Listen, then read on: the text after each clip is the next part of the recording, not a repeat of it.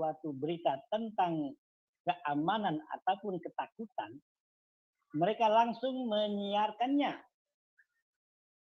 Padahal apabila mereka menyerahkannya kepada ulil amri di antara mereka, tentulah orang-orang yang ingin mengetahui kebenaran itu dapat mengetahuinya secara resmi mereka, yaitu dari Rasul dan ulil amri atau pemimpin.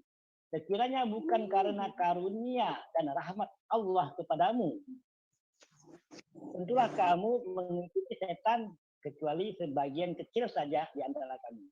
Cukup Pak Dhani, cukup. Silakan dari 80, Pak Agus, apa yang Anda keluhkan? Ya, saya minta sampai 85, kenapa berhenti di ayat 84? Lanjut kalau gitu. Apa? 85, saya bacakan.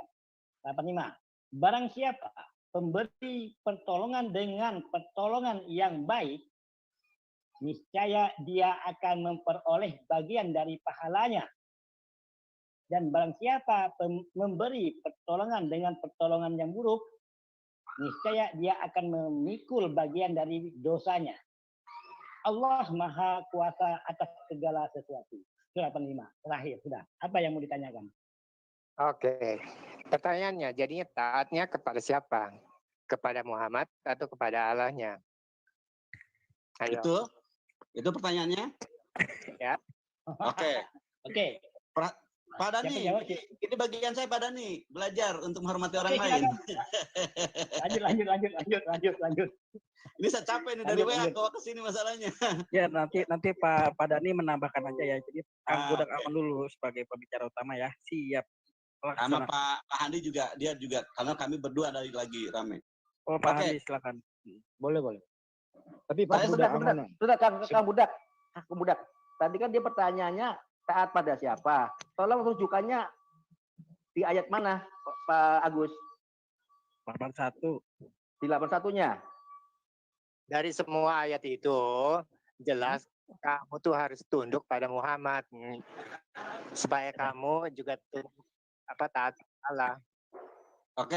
Jelas. Lebih spesifik di ayat berapa? Udah, ente aja kayak mana yang ngomong? Enggak, biar itu biar enak, Pak. Lebih spesifiknya di ayat berapa? Ya, udah biar Aki Budangon yang jelasin. Udah jelas. Ya. Ayat itu gampang sekali. Silakan Kang Budangon. Dengan singkat, padat dan jelas. Iya, Kang Budangon silakan. Apa yang di otak saya hilang semua. Gini Kang. Oke, Kak Agus maaf ya, mungkin saya nggak mau agak panjang karena Anda yang mempersoalkan, kami yang melihat dan menjelaskan. Di sini jelas dikatakan, barang siapa mentaati Rasul Nabi Muhammad ya, maka sungguhnya dia telah mentaati Allah. Barang siapa berpaling ketatannya kepada Nabi Muhammad, tidak mengikuti cara-cara Muhammad, berarti artinya dia pun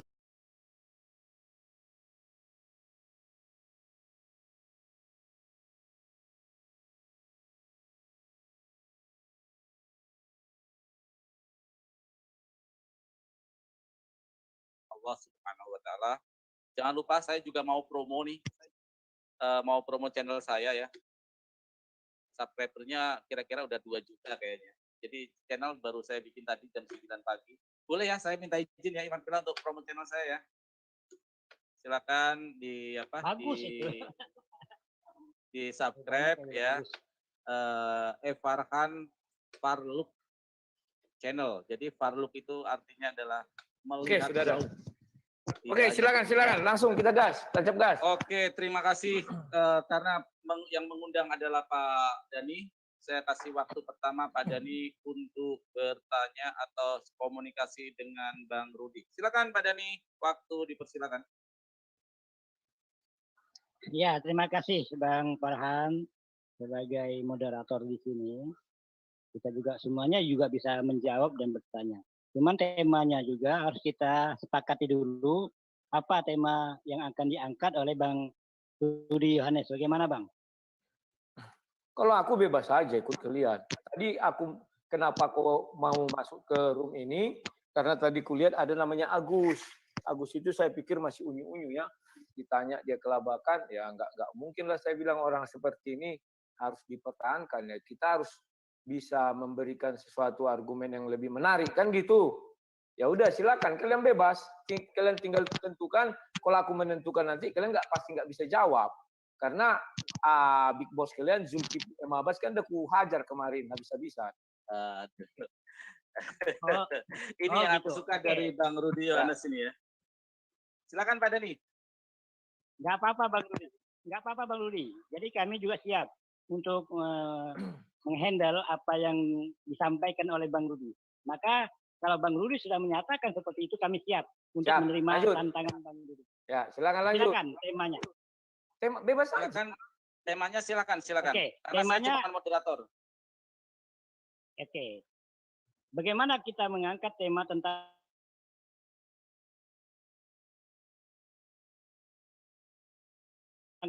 ya baik dalam Al-Qur'an, di dalam hadis, di dalam Alkitab, dalam Al-Qur'an maupun di dalam Alkitab yang Anda miliki, itu satu benang merah yang kita pegang yaitu kebohongan, kedustaan itu ataupun kelicikan itu adalah pengikut iblis. Bahkan di dalam Alkitab mengatakan bapaknya iblis. Itu bagaimana tanggapan Bang Rudi? Tunggu dulu. Tema ini yang kita angkat. Kok tidak muncul ini di siapa ini Basin channel ini, masih sibuk nyeting-nyeting dia, apa lagi setting-setting nih? Di Zulfikar Official. Dari Zulfikar Official aja jelas. Ini tidak bertanggung jawab. Coba tunggu dulu ya, Zulfikar. Soalnya banyak channelnya.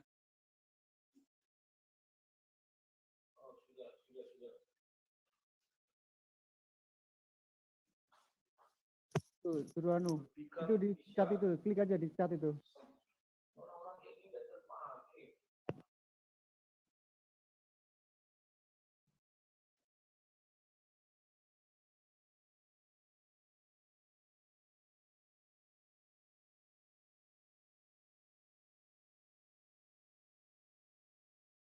If you work in a team, you should be using Monday.com. It's a platform to manage any team and any workflow.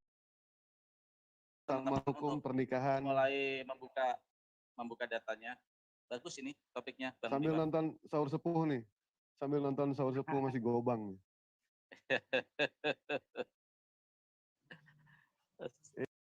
Ini lagi nonton si Gobang. Tuh. Lagi nonton si Gobang. Siap. Ayo. Oke, siap Bang Rudi ya? Ya. Siap. Jadi topiknya kita kali ini gini, kalau bohong itu kan terlalu merebar nanti ya. Ya. Itu bersifat umum. Jadi itu saya pikir kurang menarik juga karena terlalu merebar. Bagaimana kalau kita yang berhubungan dengan kehidupan kita sehari-hari atau kehidupan sosial, yaitu hukum waris dan hukum pernikahan menurut dua agama ini. Gimana Pak Rudi? Oke, silakan. Mantap. Saya apapun. Oke, siap ya. Saya nih. Nah, ini yang saya suka dari Bang Rudi. Penuh kepercayaan diri dari Bang Rudi. Silakan untuk waktu pertama bertanya kepada Pak Dani. Silakan Pak Dani. Oke.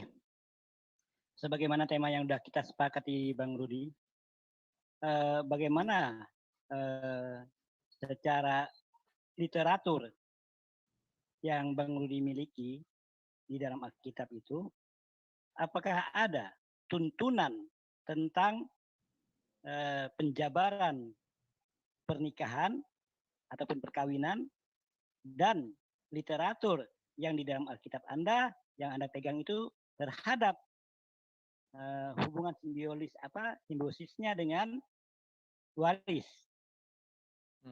Silakan dijawab. Tapi Dani atau ditanggapi. Itu makasih. Suaramu dua. Atau Zulfikar yang dua ya? Karena yang aktif Dani, saya Zulfikar. Halo? Dua bagaimana Mas mendapat suaranya susul menyusul di tempatku ini. Kayaknya Bang Rudi ini YouTube-nya terlalu kencang kali. Oke, udah. Oke. Oke, silakan dilanjut. Ya. Kalau mengenai pernikahan itu sebenarnya sudah dimulai dari Kejadian 1 di dalam Bible itu yang mulai daripada 28 bahwa manusia pertama sekali dinikahkan itu suami istri. Baru diulang lagi di Kejadian 2. Ya. Mantul. Nah, setelah itu maka setelah itu terjadilah pernikahan di dalam masyarakat. Sebenarnya Tuhan juga sudah membatasi bagaimana pernikahan kudus itu di Imamat. Imamat 18:20 dijelaskan siapa-siapa saja yang bisa kau nikahi. Bahkan Ajaran di dalam Bible itu jelas, tidak bisa menikahi laki-laki sama laki-laki atau perempuan sama perempuan, atau menikahi hewan seperti menikahi manusia. Itu tak bisa. Kalau ada yang melakukan itu bukan ajaran Kristen, tetapi itu memang murni daripada dosa. Bedakan ajaran dengan dosa. Imamat 18 ya sama Imamat 20. Setelah itu hal ini diulangi lagi. Di Matius 19 ya, mulai dari ayat 6 Yesus mengatakan apa yang dipersatukan dalam nama Allah tidak bisa diceraikan oleh manusia. Inilah ketatnya pernikahan di dalam Kristen. Bahwa di dalam Kristen poligami dilarang.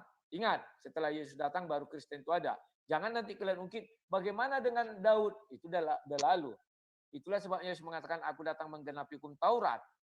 Bukan hukum Taurat saja ya, tetapi kembali kepada kasih mula-mula, di mana Tuhan mempertemukan Adam dengan Hawa. Tidak ada Tuhan mempertemukan Adam dengan Hawa 1, Hawa 2, Hawa nafsu, Hawa lainnya. Nah, itulah yang terjadi pernikahan di dalam Kristen. Nah, mengenai perceraian ada 4 yang bisa membuat perceraian. Yang pertama, tidak dipersatukan di dalam nama Tuhan. Bagaimana orang yang menikah tidak dipersatukan dalam nama Tuhan? Contoh, kita sering melihat kayak di Australia, di negara barat, bisa nikah beda agama. Itu tidak dipersatukan dalam nama Tuhan itu, sekalipun dia di gereja. Karena imannya nggak sama ya. Kemudian dia menikah di dalam, dalam agama lain, di luar Kristen, contoh Islam. Setelah itu dia bertobat, masuk kembali ke Kristen. Ya, itu juga tidak dipersatukan di dalam nama Tuhan. Sehingga kalau orang itu terjadi perceraian tidak dilindungi oleh hukum Tuhan, sebab mereka pertama sekali dinikahkan tidak dalam hukum Tuhan. Yang kedua, apa itu? Ada yang masuk bel. Yang kedua, dikatakan di situ, apakah Tuhan, mengapa yang dipersatukan dalam nama Tuhan tidak bisa diceraikan oleh manusia? Kalian nanti bisa melihat di Malaiki 2, ayat 14, 15, 16, 17. Karena di sana dijelaskan bahwa saksi di pernikahan itu adalah Tuhan itu sendiri. Tuhan langsung menjadi saksi, itulah sebabnya tidak bisa diceraikan oleh manusia. Dan di ayat itu juga dijelaskan bahwa Tuhan membenci perceraian, ya kan? Ini ada kayaknya perbaikan IndiHome. Nanti kalau sinyal saya macet berarti ada IndiHome-nya. Sekarang saya bilang itu nanti bisa terlihat. Nah, yang kedua, perceraian itu oleh kematian. Itu sudah jelas. Kalau orang sudah mati kan terpisah, jadi bercerai. Yang ketiga, di surat Rasul Paulus 1 Korintus 7 ya, kalau saya nggak salah. Di sana dikatakan bahwa tidak iman yang sudah terlanjur menikah, ya sudah biarin saja. Karena istri menguduskan suami, suami menguduskan istri. Tidak dikatakan mereka berzina seperti di dalam ajaran Islam kan dia nggak berzina itu. Kalau di kami tidak. Itu saling menguduskan. Ya, jadi tetapi mereka juga tidak dilindungi oleh hukum Tuhan karena mereka tidak dinikahkan di bawah naungan Tuhan. Sehingga ketika mereka bercerai, dikasih syaratnya ada satu. Syaratnya apa? Bahwa yang harus meminta cerai adalah orang yang tidak beriman itu. Tidak boleh orang yang beriman meminta cerai. Ya. Yang ketiga, karena zina. Kenapa zina Tuhan tidak sangat membenci zina? Karena Tuhan itu sudah mengatakan bahwa dia Allah pencemburu. Itulah sebabnya di Malaiki 2 itu dijelaskan ya, kamu harus setia kepada istri masa mudamu, artinya istri pertamamu atau istrimu yang awal. Itu dijelaskan. Nah, kenapa zina itu? Karena zina itu tidak 2 menjadi 1 lagi, tetapi 3 misalnya. Dia poligami sama kami sudah zina itu. Karena bukan 2 lagi, tetapi sudah 3 menjadi 1. Oke, itu penjabaran saya. Silakan kalian bertanya. Kalau sudah jelas sudah puas, mau buat topik baru misalnya ketuhanan Yesus, silakan. Oke, Bang Yudi, saya cuma minta waktu 2 menit. Yang saya tanyakan tadi adalah tuntunan. Jadi Bang Rudi harus bisa membedakan mana itu tuntunan, mana itu pengajaran. Bisa dibedakan kan? Jadi coba jelaskan apa itu tuntunan, apa itu pengajaran biar lebih jelas kita. Silakan. Tuntunan itu berarti telah dicontohkan. Itu namanya tuntunan. Dituntun. Siapa yang menuntun? Yaitu ya para nabi ataupun Tuhan yang Anda sebutkan Yesus itu. Ya, itu bagaimana tuntunannya? Sudah saya jelaskan. Adam dan Hawa siapa yang mengawinkan itu? Siapa yang menuntunkan? Tuhan. Apalagi yang mau dituntun kayak orang buta. Ya, kalau di Adam dan Hawa kan tidak ada literalnya di dalam memberikan tuntunan. Ayatnya ada kejadian 1, kejadian 2 dijelaskan mereka dinikahkan. Pertanyaan saya, tuntunan yang disampaikan oleh Yesus. Sudah kan Adakah Matius 19. Matius 19 juga sudah saya jelaskan. Ayat 6. Mereka tidak lagi menjadi dua. Artinya dua orang dipersatukan dalam pernikahan. Di bawah panji-panji atau di bawah sumpah atas nama Tuhan. Saya paham. Saya paham. Kemudian, kalau itu arahnya ke sana tidak masalah, itu hanya Bang Rudi. Kedua adalah bagaimana tata caranya persyaratan di dalam pernikahan itu. Persyaratan apakah perempuan dua saudara itu misalnya ya kan boleh kawin, kan tidak Sudah. ada. Imamat 18, Imamat 20 kan sudah saya jelaskan. Apalagi? Imamat itu kan di situ dijelaskan siapa yang bisa kamu kawinkan. Kami kawini, siapa yang tidak bisa. Dan situ sudah saya jelaskan tadi bahwa suami laki-laki sama laki-laki, perempuan sama perempuan tidak bisa nikah. Laki manusia sama binatang juga tak bisa. Lengkap di sini semua. Apalagi? Yang saya masukkan saudara kandung. Bisakah dikawini? Di Imamat 18 itu sudah ada tertulis. Istri dari bapakmu tak bisa. Istri sungguh saya bukakan. Apakah di sini bisa share screen? Oh bisa. Tunggu sebentar ya. Bisa Pak. Silakan Bang Rudi. Kalau admin punya Alkitab online, tolong Imamat 18. Bukakanlah itu. Untuk tim HR, tolong dibantu narasumber untuk membuka kitab-kitab ayat-ayatnya. Silakan. Untuk tim HR dibantu. Wah, ini saya suka ini kalau ada timnya, bagus. Nanti semoga kita di sini ada tim HR. Ya, semoga bisa ditiru-tiru orang Kristen ya. Tetapi jangan kalian bilang kalian pertama sekali membuat debat live ini ya, aku.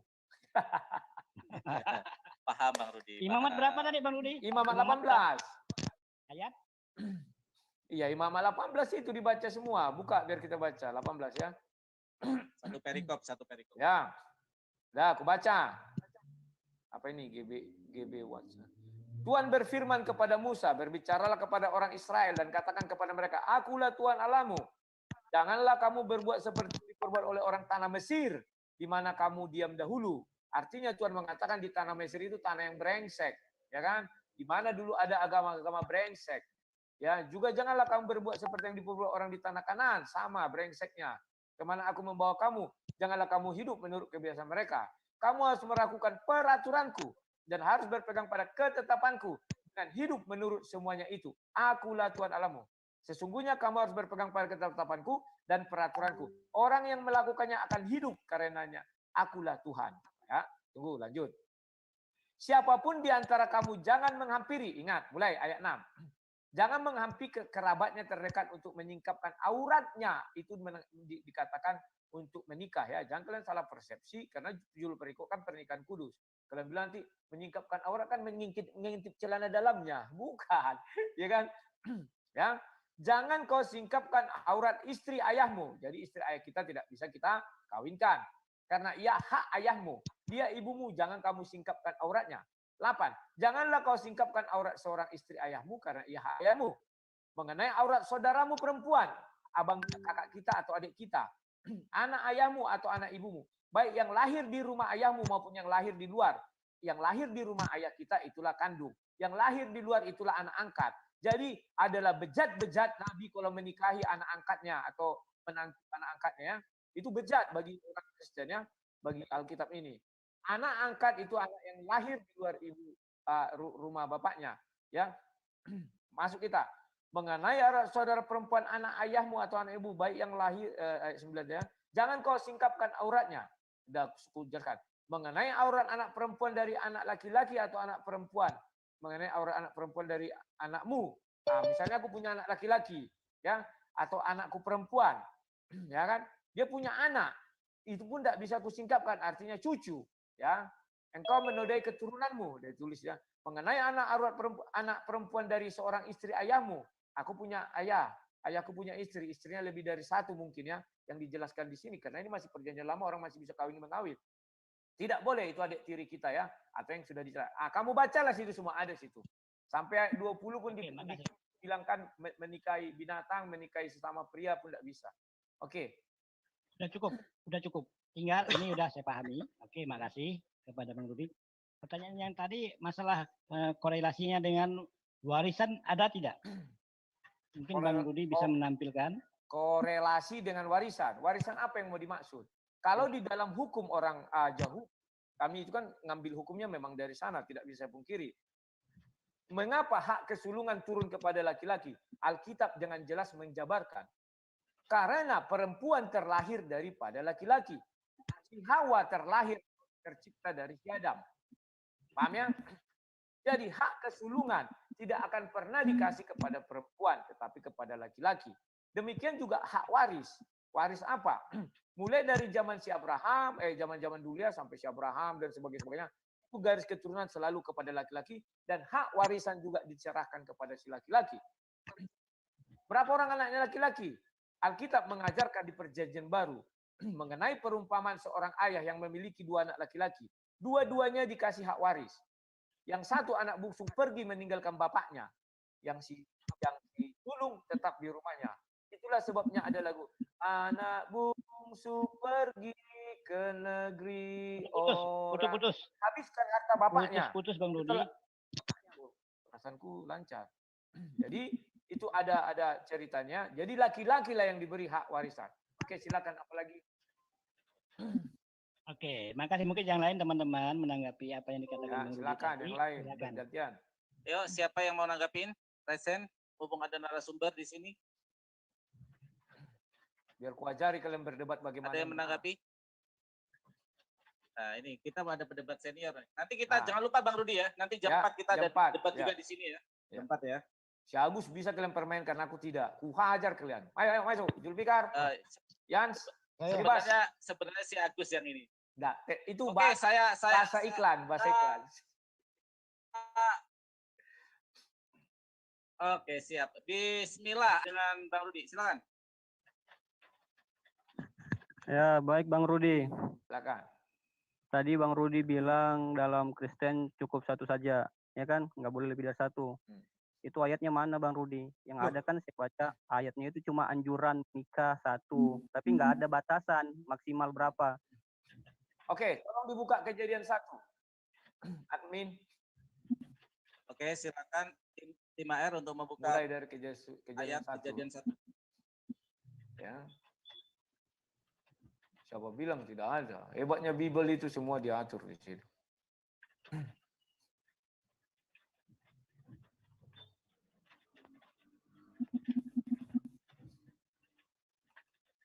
Sudah? Ya, mana? Ayat 28. Kita mulai dari Kejadian 1 ayat 28 dulu. Kejadian 1 pasal 28 ya. Oh, ayat 28. Wah, telat. Udah yang tadi aja, sorot aja ke bawah. Kejadian 1 sorot aja. 28. 25 baru. Terus ke bawah lagi.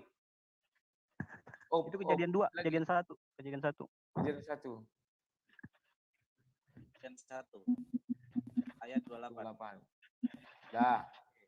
Ya. Allah memberkati mereka lalu Allah berfirman kepada mereka, beranak cuculah. Arti beranak cucu adalah dinikahkan, ya kan? Bertambah banyaklah penduduk ini taklukan ini segala macam. Ini belum memang bisa kamu katakan, wah ini kan tidak ada disuruh ya. Tetapi misi Allah menciptakan satu Adam, satu Hawa. Tujuannya apa? Menikahkan satu pasang. Bukan tidak bisa Tuhan kami menciptakan satu Adam 10 Hawa. Tetapi tidak dilakukan. Kenapa? Misinya itu pertama, ini tersirat, bukan tersurat. Yang tersurat masuk Kejadian 2. Kejadian 2, halo silakan. Ayat berapa ya? 18, 20-an, ayat 20-an. Bagaimana saya cara melihat apa punya saya? Buka aja Kejadian 2, sorot ke arah 20. Karena aku pun apa? Bentar ya. Nah ini. 23 ke bawah, terus. 24. Nah, sebab itu seorang laki-laki akan meninggalkan ayah dan ibunya dan bersatu dengan istrinya sehingga kedua menjadi satu daging. Tidak dikatakan dengan istri-istrinya, tetapi dengan istrinya, artinya satu pasang. Sudah? Dan hebatnya orang Kristen dibatasi kapan orang bisa menikah. Dijelaskan di situ, lalu ia berkata kepada saya, inilah dia tulang sebab seorang laki-laki akan meninggalkan ayah dan ibunya, artinya dia siap meninggalkan ayah dan ibunya. Kalau Sekarang dia artinya dia sudah memiliki pekerjaan, sudah dewasa. Kalau masih anak-anak mungkin bisa meninggalkan ayah dan ibunya. Oke? Nah, masuk kepada Matius 19. Saya tanggapi boleh. Tunggu dulu, satu lagi. Matius 19. Matius 19, 5R.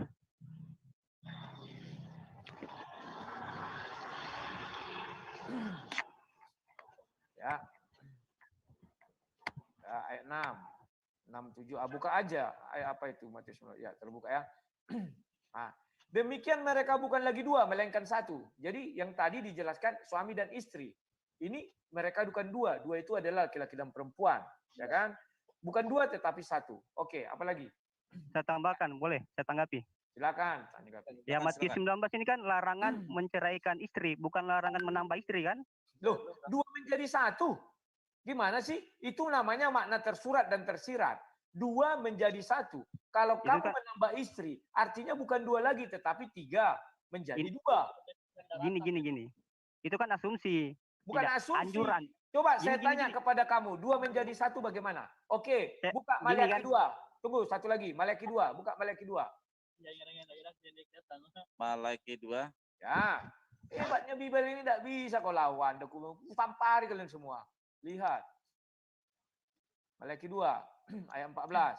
Saya belum turun Bang Rudi, santai Nggak aja. apa-apa. Santai. Nanti jam 4 Rudi, kita ya, jam 4. Iya, santai aja. Rudi jangan terlalu sombong di sini. Jangan Oh, terlalu itu- sombong, itu Bos. bukan Bentar sombong. ya. Bentar, Kalau bentar gua iniin. Bentar Kalau gua petinju, kasih juga nanti. petinju harus begitu. Santai, Oh, santai, saya Bos. menaklukkan Ya. dia 2 ronde. Kan? Santai. Saya menaklukkan Ya. 3 ronde. Oke, Jadi, silakan. sebentar. Saya lanjutkan. Rudi, Saya lanjutkan. Rudi, Saya lanjutkan Rudi dulu. belajar No comment. dari- No comment.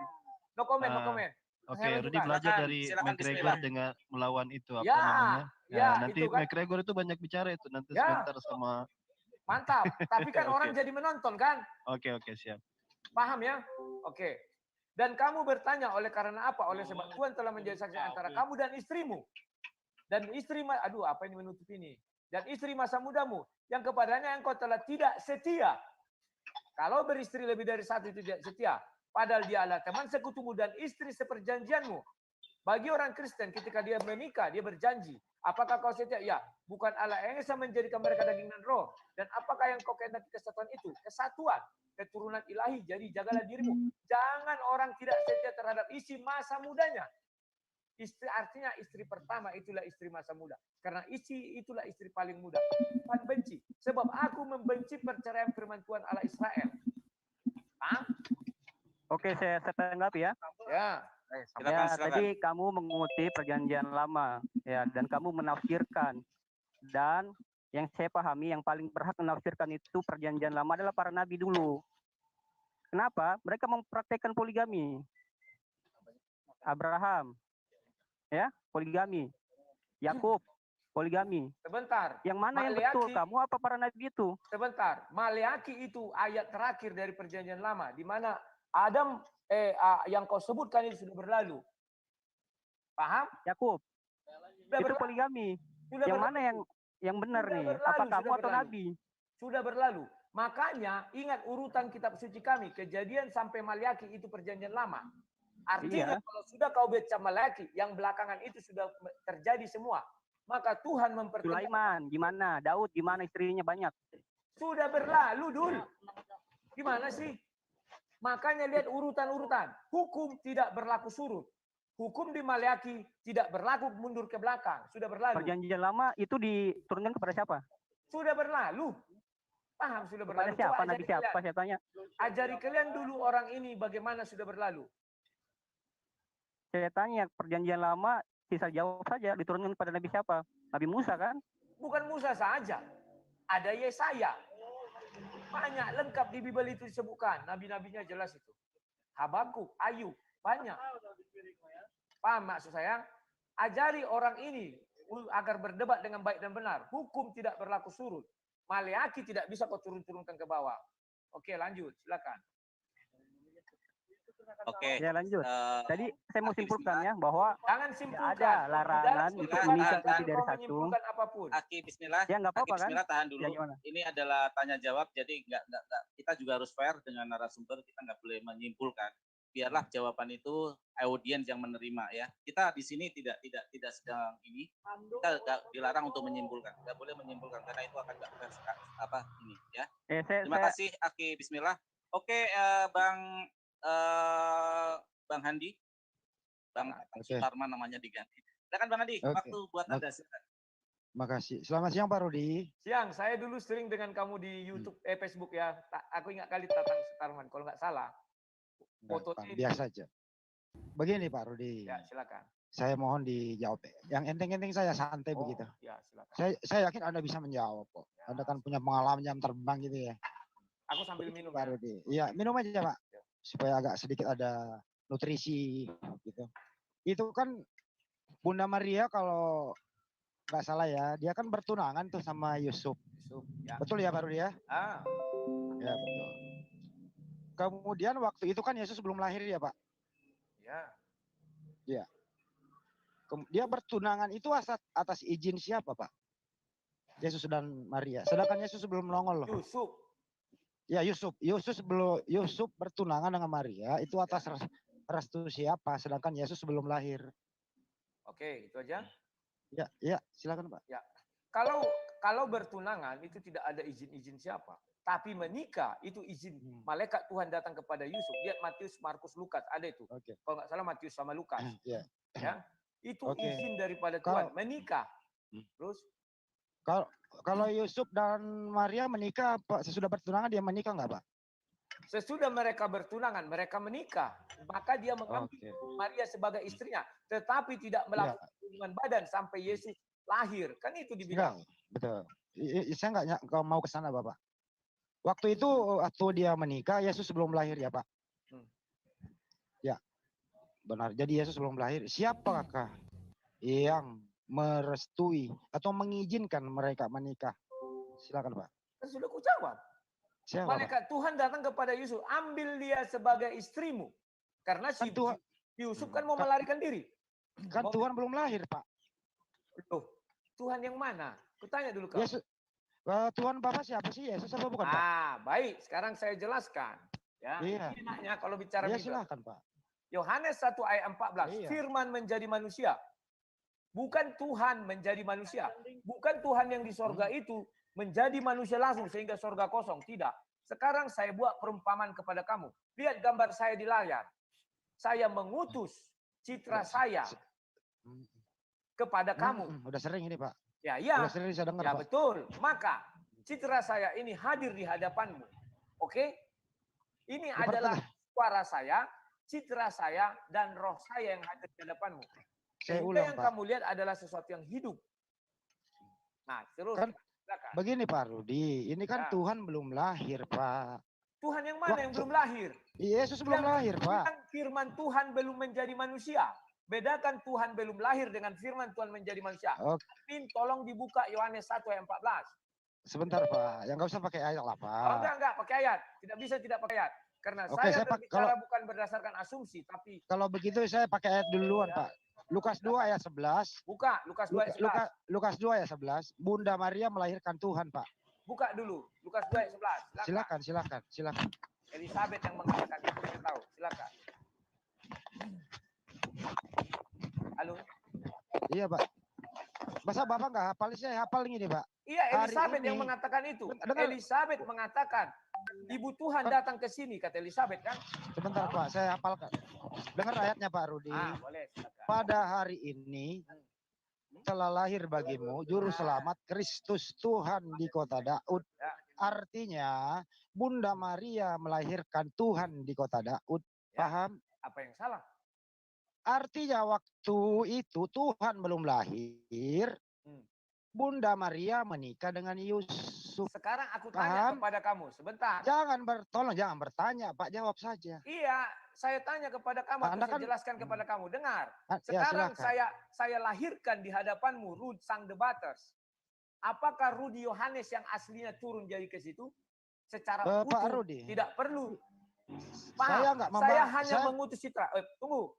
Yohanes 1 ayat 14 tolong dibuka. Kalau nggak dibuka itu kita nggak bisa menjelaskan. Saya hafal ayatnya, Pak. Masa Bapak nggak hafal sih? Nggak usah, harus Bapak dibuka, main harus dibuka. Tolong dibuka. Kita kan hafal, Pak. Biarpun apa kamu saya bacakan? Harus dibuka. Saya bacakan. Silakan. Bang Andi, Sabar, Bang sabar. Andi, biar narasumber suruh membuka, kita bukakan. Silakan. Ya, Ya silakan. baik, sorry. Maaf, sorry. Yohanes 1 ayat 14.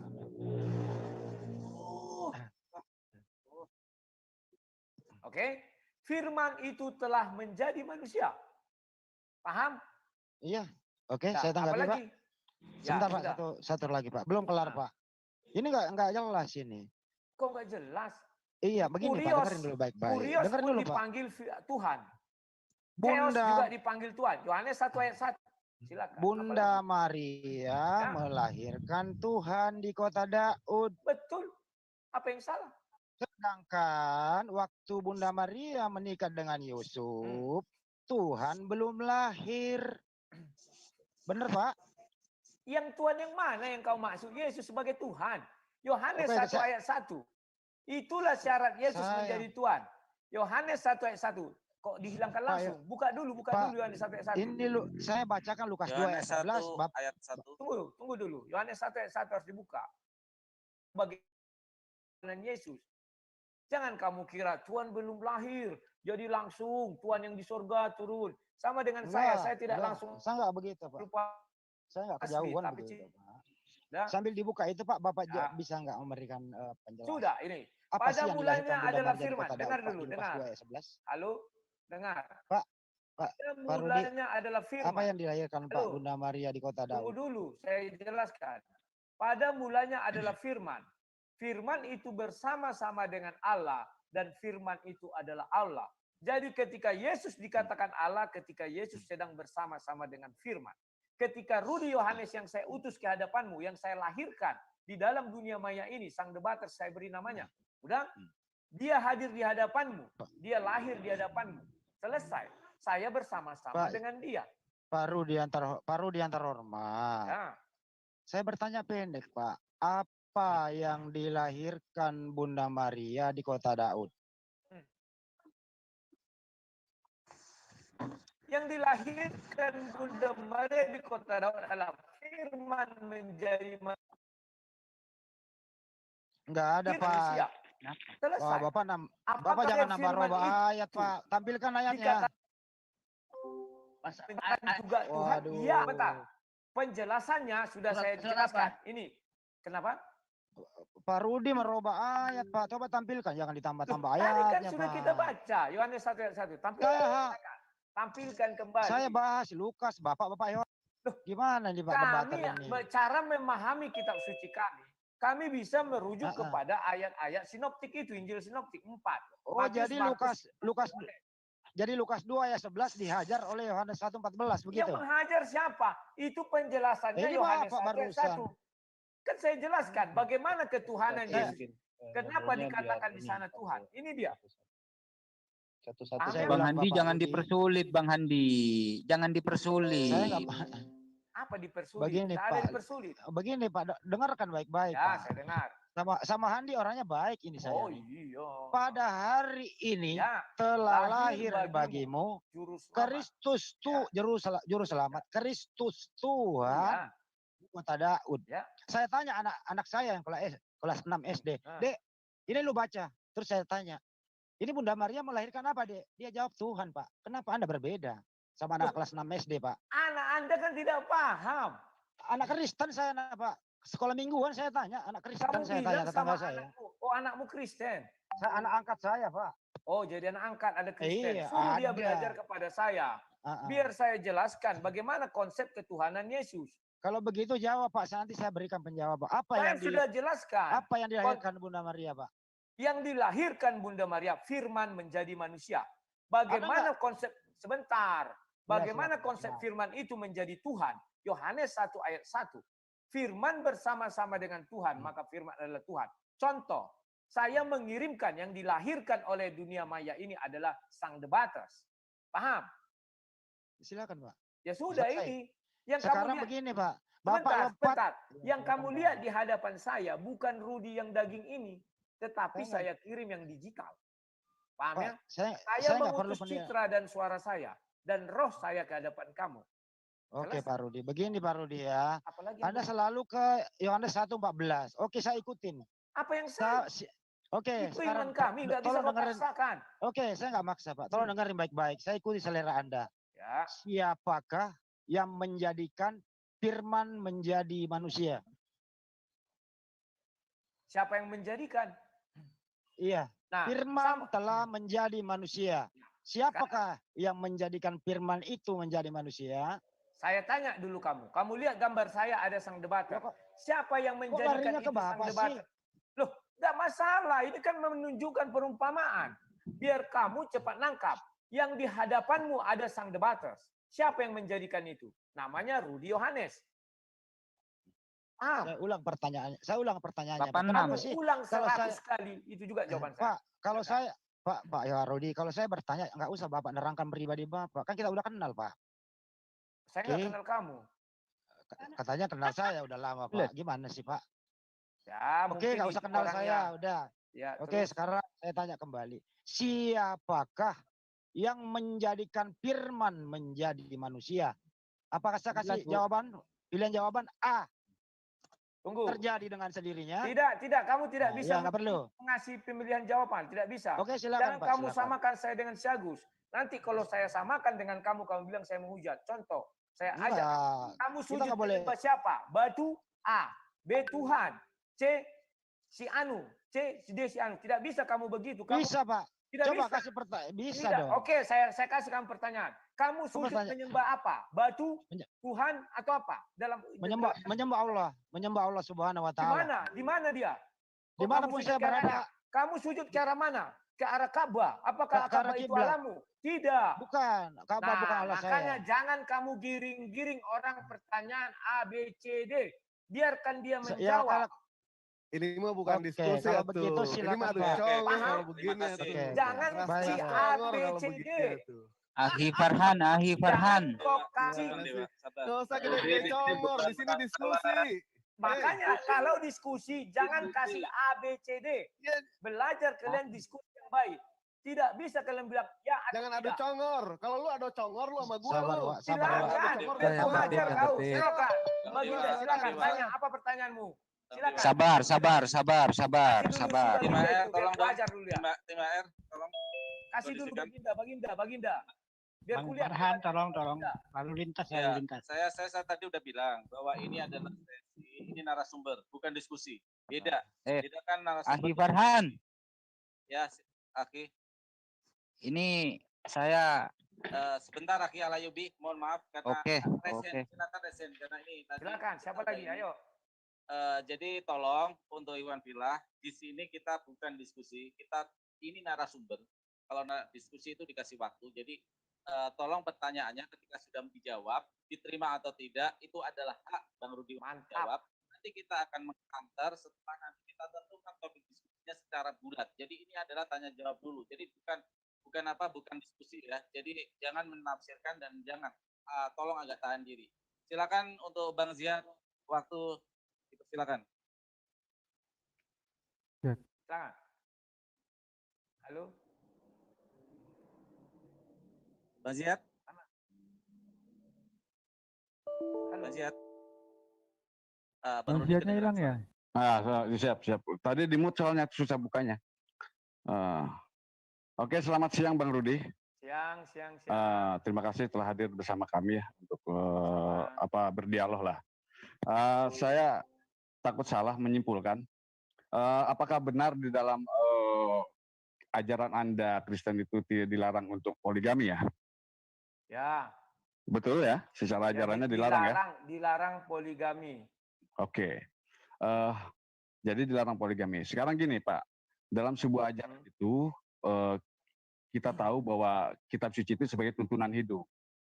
Apa solusi Anda, agama Anda terhadap kasus-kasus yang terjadi sekarang, misalkan di Rusia. Rusia sekarang populasi penduduknya adalah 10 juta lebih banyak daripada laki-laki. Perempuannya lebih banyak itu Pak. Solusi yang ditawarkan sebagai way of life dalam kehidupan beragama ini, apa yang ditawarkan solusi itu terhadap kitab Anda dengan masalah penduduk seperti ini? Kalau kami jelas tidak melarang, untuk mengadakan poligami. Tapi ada sebuah tuntunan kalau kalian tidak sanggup untuk menjadi adil, maka lebih baik tidak usah. Tapi kami tidak dilarang untuk poligami, Pak. Karena bagaimanapun juga 10 juta orang itu memiliki hak hidup untuk mempunyai keturunan, mempunyai perlindungan, memiliki apakah solusi yang Anda tawarkan dalam agama Anda? Apakah perzinahan? Atau dibiarkan mereka? Nah, itu silakan, Pak. Oke, saya jawab. Di dalam agama kami tidak ada solusi perzinahan. Kalau ada perzinahan itu adalah dosa. Ya. Sebentar, ini agak apa nih bunyi-bunyi. Keluarkan dulu. Ya. Jadi kalau kalian mengatakan apa yang tidak tertulis itu sejenis ajaran, kalian keliru. Yang tidak diajarkan adalah dosa namanya bagi kami. Oke? Sekarang kamu bilang di Rusia banyak wanita daripada pria. Apakah semua wanita itu menikah? Jawabnya tidak. Kenapa tidak menikah? Ya kan? Di dalam Bible Matius 19 itu sudah dijelaskan. Mengapa orang tidak menikah? Ada yang sejak lahir tidak menikah. Ada yang oleh keinginannya sendiri karena ingin melayani Tuhan. Itulah makanya pastor-pastor itu tidak menikah. Karena mereka ingin melayani Tuhan. Suster-suster juga tidak menikah karena ingin melayani Tuhan. Ada yang dibuat orang lain. Yang dari lahir. Contohnya, wanita-wanita yang idiot. Maafin ya, siapa yang mau menikahi misalnya? Yang cacat atau yang gimana susah hidup apa segala macam. Baru ada yang dibuat orang lain. Yang dibuat orang lain contohnya. Misalnya kamu sakuti seseorang sehingga begini, itu misalnya yang gampang aja, kamu tabrak orang sehingga dia cacat masih muda sehingga tidak bisa melahirkan. Nah, apa solusi? Misalnya sudah menikah, kamu bilang atau sebelum? Kalau hanya masalah jumlah, kita kan bisa melihat kemarin ada di Indonesia juga dikatakan adalah satu kebohongan kalau dikatakan bahwa wanita lebih banyak dari pria dengan 1:3 kan. Itu wanitanya kan anak-anak masih yang belum layak kawin. Dan orang-orang tua yang sudah jompo. Kalau masih yang muda katanya, itu tidak berimbang jauh. Tidak berbeda jauh. Itu wanita yang mengatakan. Silakan, apalagi pertanyaan. Ya, itu berarti Bang, itu tidak ada solusi secara jelas. Anda harus mengakui itu. Kok tidak ada solusi? Betul. Sekarang jangan berpikir sekarang gini loh. Sebentar, Bang. Aku kan menjawab. Oke, silakan. Kau kan bertanya itu sederhana aja. Betul. Nah, Silakan. Aku jawab. Santai aja, tenang. Mereka kamu bilang banyak. Itu solusimu apa? Kamu bilang. Kamu kan mengkaitkan sama pernikahan. Betul. Jadi maksudmu semua harus berpasangan satu begitu. Tidak, geng. Al-Quran sendiri pun menjelaskan ada orang yang tidak menikah. Contoh, orang gila. Apakah mau menikah? Hadis, bukan Al-Quran, hadis. Ya. Dikatakan yang masuk surga itu misalnya orang gila. Kenapa gila? Karena tak punya pikiran. Sehingga orang gila pun mau menikah susah. Ibaratnya gitu kan. Sehingga dia tidak punya masalah suami istri atau segala macam. Bisa kita kembangkan. Baru anak-anak. Anak perempuan memang tidak bisa menikah, geng. Mbah-mbah yang sudah tua, sudah janda juga tidak menikah. Jadi yang muda-muda mungkin kamu bilang. Ya kan? Di dalam dunia kekristenan itu ada namanya kehendak bebas. Ada pilihan bebas. Banyak orang sekarang, orang modern tidak mau menikah. Bukan karena harus poligami solusinya. Tidak. Tidak poligami. Memang tidak mau menikah, apalagi di negara modern. Tak mau mereka menikah. Kami mengejar karir katanya. Kita mau apa? Dan ada lagi dosa, penyimpangan. Mereka melakukan lesbian, mereka melakukan homo. Selesai. Apalagi? Oke, saya boleh sedikit bantah ya Bang Rudi. Ya, karena saya meminta sebuah solusi dalam agama Anda. Karena agama Anda sudah top melarang untuk poligami. Tidak ada solusi lain, kan begitu. Betul kan? Nah, jangan sebuah perimbangan itu dikatakan dengan orang-orang cacat, Pak Rudi. Dalam sebuah siklus demografi sekarang sampai ke depan diperkirakan jumlah populasi penduduk perempuan akan jauh lebih banyak daripada laki-laki, Pak Rudi. Ini sudah mulai terlihat di negara manapun. Secara fitrah manusia adalah dia berkeluarga, Pak Rudi. Dia memiliki keturunan, itu fitrah kemanusiaan. Betul dong? Anda diciptakan untuk sebentar. Belum selesai. Nanti biar lengkap maksud saya. Nah, hal-hal seperti itu menjadi bagian fitrah kemanusiaan. Solusi apa yang ditawarkan agama Anda? Sementara Anda melarang poligami. Apakah membiarkan mereka? Kan tidak, mempunyai hak yang sama. Apa yang harus diatur dalam kehidupan beragama ini? Silakan. Oke, saya jawab. Kamu mengatakan wanita lebih banyak. Kalau menurut saya, contoh di Arab terjadi peperangan, prianya banyak mati. Kalau mengenai itu. Sekarang saya bilang, orang itu kan belum nikah. Terus semua harus dikawini semua. Jangankan 4, berarti kamu diizinkan lebih dari 4. Kenapa tuh batasi 4 kalau saya mau balik ke agamamu? Kalau memang solusimu itu, kawini 1 orang 100. Kalau memang kau bilang perbandingan pria dan wanita 1:100. Tidak kawan. Alkitab mengajarkan bukan itu solusi. Solusi kami tetap kawin 1 pasang. Dan yang tidak kawin sudah dijelaskan. Ada yang tidak kawin karena pilihan hidupnya. Contohnya saya bilang orang mengejar karir. Sampai tua dia perempuan tidak mau kawin. Laki-laki juga tak mau kawin. Karena dia homoseksual. Baik lesbi maupun homo. Itu pilihan hidupnya. Di dalam diri manusia sudah ada pilihan hidup. Kemudian dia ingin mengabdikan diri kepada Tuhan. Ya, sehingga tidak menikah. Paham ya? Jadi tidak ada karena jumlah wanita banyak, terus dikawini. Ajaran dari mana itu? Saya menganggap begini Bang Rudi. Agama pun tidak mengajarkan menikahi perempuan karena banyak jumlah perempuan dari wanita. Kalau ada, ambilkan ayatnya, saya siap murtad.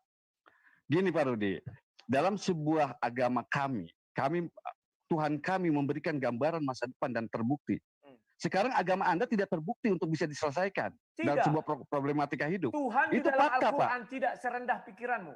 Tuhan di dalam Al-Quran tidak serendah pikiranmu. Kamu jangan menghina Tuhan dalam Al-Quran. Saya tidak menghina Tuhan, justru dia mengetahui. Apa yang menghina? Menghinanya dari sisi mana coba? Tidak pernah Allah mengatakan, kamu bisa menikahi wanita lebih dari 1 karena jumlah wanita lebih banyak dari pria. Tidak ada itu. Betul, tapi solusinya ada, diperbolehkan kami untuk menikah lebih dari 1, Pak. Itu solusi bukan karena banyak jumlah wanita. Kamu karena salah. Tuhan memberikan suatu kemungkinan ke depan, itu Tuhan mengetahui. Di dalam Al-Quran artinya Tuhan kami mengetahui sebuah masa depan. Tuhan kami Maha Perkasa berarti. Menembus ruang dan waktu gitu loh. Kamu tanya ustadz profesor manapun tidak pernah mengatakan karena Tuhan mengetahui perempuan lebih banyak dari wanita maka diizinkan poligami. Tidak itu jalan. Faktanya begitu, Pak. Faktanya begitu, tetapi bukan karena itu poligami diizinkan. Lantas kalau sekarang sudah terjadi. Ayat 4, baca. Ya, saya tahu. Masna wa sulasa wa ruba. Buka dulu ayatnya. Kita bicara ayat. Coba kawan-kawan buka. Kita buka. Silakan buka. Anda ayat berapa? Anda surah 4 ayat 3-nya. Anda yang punya solusi. Iya, surah 4 ayat 3. Coba HR. Pokoknya Anissa apa itu? 4 atau 3? 3 ayat 4 atau 4 ayat 3?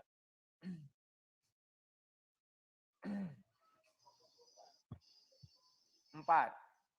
Mengenai nikah lebih dari 1 itu. Masna wa sulasa wa ruba. 2, 3, 4. Ya, bukan karena jumlah perempuan lebih, tetapi anak yatim, piatu. Baca itu baik-baik. Nggak ada kan? Itu bagian dari sebuah solusi hidup. Kamu menghina Tuhanmu. Bukan. Kamu menghina Tuhanmu. Bukan. Iya. Anda perspektif Anda yang sempit seperti itu. Anda harus jujur bahwa solusi dalam agama Anda tidak ada solusi untuk ini. Buka dulu ayat 4. Untuk kehidupan itu nggak ada itu namanya. Tidak ada. Ayat 4. Jelas bahwa dalam Bible Anda dikatakan tidak punya solusi. Hanya saya yang percaya Tuhan itu maha baik. Nah, Anissa ayat 3 itu. Ayat 3 naik. Nah, ini. Dan jika kamu khawatir tidak akan mampu berlaku terhadap hak-hak perempuan, yatim, bukan karena jumlah wanita banyak. Kamu menghina Tuhan. Titik. Apa paksa di sini? Coba lihat. Bacanya semuanya dong. Karena dan jika kamu khawatir tidak akan mampu berlaku adil terhadap anak perempuan yatim, bukan karena maka wanita lebih nikahilah banyak dari perempuan pria. yang kamu sebentar, Pak. Bukan karena pria wanita lebih banyak dari pria. Tidak bisa. Bang Rudi untuk menahan dulu. Kita coba ayat 2-nya. Ayat 2-nya coba lihat. Biar adil ya. Ayat 2-nya Bang Farhan ayat 2-nya. Jika kamu khawatir. Ayat 2-nya dulu, Bang Farhan, biar jelas. Ayat 2-nya dulu, dari ayat 2. Dan nah, silakan. Kepada anak-anak yatim yang sudah dewasa harta mereka. Janganlah kamu menukar yang baik dengan yang buruk. Dan janganlah kamu makan harta mereka bersama harta. Sungguh tindakan menukar dan memakan itu adalah dosa yang besar. Tidak ada hubungannya dengan nikah. 3. Ayo ketiga. Betul. Dan jika kamu khawatir tidak akan mampu berlaku adil terhadap hak-hak perempuan yatim, bila mana kamu menikahinya, maka nikahilah perempuan lain yang kamu senangi 2, 3, atau 4. Tetapi jika kamu khawatir tidak akan mampu berlaku adil, maka nikahilah seorang saja atau hamba saya perempuan yang kamu miliki. Yang demikian itu lebih dekat agar kamu tidak berbuat zalim. Silakan. Terpujilah Allah SWT. Bang Rudi. Terpujilah Allah SWT yang tidak mengatakan orang diizinkan berpoligami karena jumlah wanita lebih banyak dari pria. Tidak ada, kau pembohong. Bang Rudi, saya akan terangkan. Kalau Anda kurang memahami ini, saya akan terangkan. Ayat yang 2-nya itu menerangkan tentang sebuah sikap kita terhadap anak yatim. Ayat ketiganya, kita memperolehkan lebih baik kepada anak yatim itu karena dia diagungkan dalam agama kami, nikahi anak yatim itu. Tapi kalau seandainya menikahnya tidak bisa berlaku adil, maka nikahi perempuan lain. Betul. Dengan jumlah 2, 3, 4. Betul. Kalau tidak bisa adil juga, kalau tidak bisa adil juga, kemudian nikahilah satu. Artinya itu free will-nya ada di kita. Tapi agama kami memiliki solusi terhadap tantangan masa depan. Artinya kau melawan firman Tuhanmu. Yang melawan di mana coba? Bukan karena jumlah wanita lebih banyak dari pria, maka Allah mengizinkan kau menikah poligami. Kau pendusta besar. Betul. Saya katakan, betul, pendusta tapi besar. ini solusi besar. Kalau katakan bahwa agama Anda tidak punya solusi terhadap sebuah masa depan kehidupan ini. Dia sudah berbohong. Oke, saya tidak mau berdebat Bang Rudi, tapi saya memberitahu kepada kawan-kawan semua bahwa inilah tidak ada namanya solusi ke depan untuk Injil. Tidak layak untuk dimani gitu. Oke, thank you Bang Rudi. Satu waktu kita debat ya. Ya. Boleh ya? Debat boleh. Benar, saya pernah masuk ke Abang tentang masalah perkawinan dini itu dulu pertama. Ingat enggak? Lupa. Pernikahan dini Ustaz. Lanjut yang lain. Silakan. Bang Ziad, terima kasih. Thank you. Oke ya, batasi sampai 2 orang aja yang bertanya ini. Nah, nanti kita bikin sesi yang lain lagi. Jangan terlalu panjang. Karena apa? Ini teman-teman sudah nggak tahan untuk ikut H2H. Kalau sesi begini kan narasumber, sedangkan saya nilai narasumbernya juga nyangkut-nyangkut Al-Quran, sedangkan dia bukan pakar Al-Quran. Jadi nggak fair ini. Kenapa Jadi nggak fair? 2 orang aja yang nanti bertanya ya. Setelah itu kita buka H2H. Kalau si sang debater ini berani. Berani, apa yang saya takuti? Saya udah bilang. Bukan masalah takut atau tidak. Di sini Agus kan sesinya kamu bisa dianggap sebagai narasumber. Ya, dianggap sebagai narasumber. Tetapi narasumbernya kamu tadi menyangkut membaca Al-Quran dengan pengertianmu sendiri. Nah, bukan dengan pengertianku. Iya, Coba bukan, kamu jangan berdebat saya. Jangan berdebat saya dulu. Surah 4 ayat 3. Jangan berdebat saya dulu. Saya nggak mau berdebat. Jadi begini. Dari wanita, tidak nanti setelah 2 pertanyaan ini kita lanjutkan H2H. Kita bikin judul yang mengarah ya. Ya, siap. Saya mengatur moderasi di sini. Silakan dari Al-Yubi untuk bertanya. Kita lanjutkan sesi ini, kita habiskan sesi ini. Ya. Silakan Al-Yubi dibuka mic-nya. Moderator? Oke, silakan. Oke, Al-Yubi silakan. Baik, terima kasih Akhi Farhan. Selamat siang Bang Rudi. Siang. Begini Bang Rudi. Tadi Bang Rudi menyinggung-nyinggung soal Yohanes 1 ayat 1 dan Yohanes 1 ayat 14 kan? Ya. Yohanes 1 firman itu adalah Allah. Firman itu adalah Allah, maksudnya gimana? Firman di dalam Allah atau gimana ini? Oke, ku bacakan. Pada mulanya adalah firman. Firman bersama-sama dengan Allah, maka firman adalah Allah. Saya buat percontohan. Begini. Ketika Tuhan dulu bertemu sama Musa, Tuhan tidak menunjukkan wajah. Yang ada didengar Musa adalah suara. Sama seperti sekarang kau lihat di layarku. Yang ada adalah suara sang debater. Kamu tidak melihat wajah saya. Maka dari sudutmu mengatakan, ya sang debater atau ya Rudi. Karena kamu sudah mengetahui suara itu suara si Rudi. Kamu menamai nama itu sama dengan Rudi. Sama dengan si Musa. Ya Tuhan, katanya. Tuhan tidak ada. Yang ada suara Tuhan. Itulah sebabnya dia bilang, yang diucapkan itu adalah siapa yang mengucapkan? Tuhan.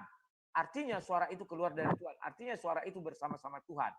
Nah, kemudian, sebentar, dikit lagi. Kemudian, dulu Tuhan mengutus suaranya. Dan Musa di Gunung Horeb mengatakan, aku tidak sanggup lagi melihatmu Tuhan. Waktu itu kan Tuhan diminta Musa menunjukkan diri, dia hampir binasa. Ya kan? Jadi dikatakan lagi di situ, tetapi dia tetap ingin Tuhan hadir. Maka jadilah kejadian Yohanes 1:14 seperti ini. Tuhan menjadi manusia, firman Tuhan yang tadi yang kau lihat ini firman Tuhan atau suaraku ini, sekarang kuutus menjadi citra atau gambarku, atau firman menjadi manusia. Loh kok manusia jadi citra Allah? Kejadian 1 ayat 26. baiklah kita menjadikan manusia serupa dan segambar dengan kita. Maka manusia itulah serupa dan segambar dengan Tuhan. Bagi kami itu, manusia serupa dan segambar dengan Tuhan. Sama dengan saya, sekarang saya utus citra saya ke depanmu. Maka kamu bisa melihat saya, mendengar suara saya, dan saya hidup karena ada roh. Tiga-tiga ini menyatu di dalam satu diri. Silakan. Baik, saya kunci ya, firman itu keluar keluar dari Allah, begitu ya? Jangan mendebat, cuma bertanya aja. Nanti kalau mau mendebat, kita buka sesi. Karena yang tadi saya perhatikan di sini kan si Rudi ini sebagai narasumber. Ya, sebagai narasumber berarti kita kan dianggap sini sebagai penanya. Penanya saja, nggak usah diuraikan. Oke. Firman itu adalah Allah dan firman itu sudah menjadi manusia. Baik, Bang Rudi. Saya coba masuk ke Kisah Para Rasul pasal 7 ayat 55, Bang Rudi. Ya. Di situ kan Stefanus yang penuh dengan Roh Kudus melihat melihat anak manusia yaitu Yesus berdiri di sebelah kanan Bapa, kan begitu? Sorry, Kisah Para Rasul berapa? 7 ayat 55. Bentar ya, 7 ayat 55. Oke, terus? Tuh, udah di screen. Oke, udah kulihat screen. Ya, terus? Sebelah kanan Bapak gitu ya? Ya. Nah, betul. Baik, begini Bang Rudi. Di Kisah Para Rasul 7 ayat 55, anak manusia yang berdiri di sebelah kanan Bapak itu, posisi dia sebagai apa Bang Rudi? Oke, sekarang saya jelaskan. Pertama, kalian melihat konteks ayat, melihat konteks di dalam Bible itu tidak bisa secara hurufiah. Karena di sini dikatakan tetapi Stefanus yang penuh dengan Roh Kudus menatap ke langit. Kalau kalian bilang itu secara tersurat, maka dari bumi bisa melihat ke sorga. Itu yang pertama. Apakah demikian? Tidak. Yang kedua, Tuhan sudah berkata sama Musa. Waktu itu Musa mau melihat Tuhan di Keluaran kok salah ya. Musa meminta Keluaran 32 atau 33. Meminta ingin bertemu Tuhan. Yang terjadi apa? Melihat wajahku kamu akan binasa katanya. Sementara di sini Stefanus melihat Tuhan. Ada Bapa, ada Yesus. Artinya ini bukan makna sesungguhnya, tetapi kiasan. Sama dengan waktu Yesus terangkat ke langit. Dibilang duduk di sebelah kanan Allah Bapa yang Maha Kuasa. Ini berdiri di sebelah kanan Allah Bapa yang Maha Kuasa. Ini menjelaskan adalah satu posisi atau satu kedudukan yang sangat amat terhormat. Ya. Contohnya di Yohanes 1 ayat 3. Itu dijelaskan. Segala sesuatu diciptakan olehnya. Oleh dia. Dia itu siapa? Firman Allah. Firman Allah itu siapa? Yesus. Jadi kalimat di sini bukan berarti Stefanus melihat ke surga tembus langsung. Tidak. Itu adalah makna kiasan. Kalau Stefanus bisa melihat Bapa di surga, dia harus binasa. Saat itu harus mati. Kalau dia sudah mati, bagaimana dia menjelaskan? Apa orang di sampingnya juga melihat? Binasa juga. Semua yang melihat Tuhan binasa. Jadi ini bukan makna yang sesungguhnya, tetapi perumpamaan atau makna yang tersirat. Silakan. Baik, yang saya maksudkan begini Bang Rudi. Firman itu kan sudah menjadi manusia, ya kan? Pemilik firman itu adalah Bapa. Ya. Firman itu sudah menjadi manusia. Dan pada saat terangkat, pada saat diangkat, posisi dia kan sebagai manusia, Bang Rudi. Oke, saya posisi jelaskan dia kan sebagai manusia dan itu diyakini oleh Bang Rudi kan? Aku jelaskan, bisa? Ya, yang saya ingin pertegas begini Bang Rudi. Yang dilihat Stefanus yang berdiri di sebelah kanan Bapak itu posisi dia sebagai sang pemilik firman, apa firman yang menjadi manusia, tetap firman yang menjadi manusia gitu Pak. Ya, gitu Bang Rudi. Jawab. Oke, silakan. Yesus ketika di dunia itu dalam daging, firman menjadi manusia ketika di dunia. Ketika Yesus bangkit, maka tubuh jasmania ini harus ditinggalkan. Yesus sendiri yang mengatakan daging dan darah tidak bisa masuk ke dalam kerajaan sorga. Jadi Yesus masuk ke dalam kerajaan sorga dengan tubuh kemuliaan, bukan dengan daging lagi. Paham ya? Sehingga saya katakan tadi bahwa ketika Stefanus melihat itu bukan makna sesungguhnya, tetapi Yesus sudah kembali kepada yang punya firman. Artinya Yesus berada di dalam Bapa. Loh, bagaimana cara kita menjelaskan itu? Buka Yesaya 55 ayat 11. Kalau ada admin coba Yesaya 55 ayat 11. Halo operator. Lanjut. HR-nya lagi ada tamu Bang Rudi yang Bacakan. Dibaca aja silakan. Ya, aku bacakan ya. Di mana? Ini bukti bahwa firman itu bisa kembali. Demikianlah firmanku yang keluar dari mulutku. Ia tidak akan kembali kepadaku dengan sia-sia. Artinya apa? Ayat ini menjelaskan bahwa benar firman kembali kepada yang punya firman. Yesus adalah firman Allah yang diutus. Saya baca lagi sedikit lagi ya.